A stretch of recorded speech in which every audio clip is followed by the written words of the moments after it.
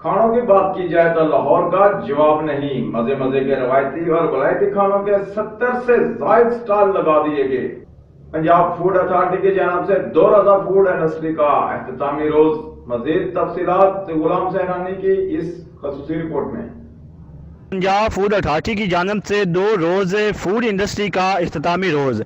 रवायती और वलायती खानों के 70 से ज़ायद फूड स्टॉल लगाए गए, जिसमें चंद मशहूर कंपनियां करशी, डालडा ऑयल, कैसर बासत ऑयल, नेमत बनास्पति और इस्लामिक शहद कंपनी ने भी हिस्सा लिया। फूड इंडस्ट्री की रहनुमाई के लिए माहिरीन भी मौजूद थे। डीजी नूरुल अमीन मैंगल और DIG operation doctor Haider Ashraf ने भी स्टॉल का दौरा किया। कुकिंग के मुकाबले कराए गए, जीतने वालों को इनामात से भी नवाजा गया।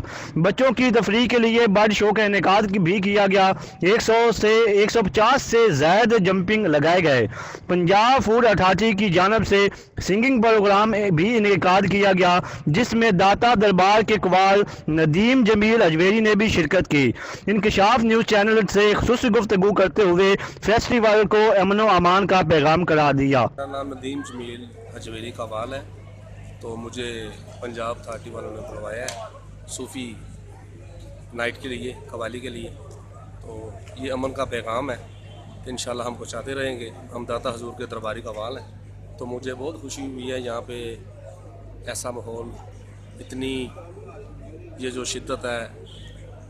आज पंजाब फूड अथॉरिटी ने ये फेस्टिवल का इनेकाद किया है, इसको आप कैसे देखते हैं? मैं देखता हूँ कि ये अमन का पैगाम है, भाईचारा है। और ये जो इन्होंने कवाली रखी है, ये सूफिया ने अज़म को इन्होंने एक नया रंग दिया है।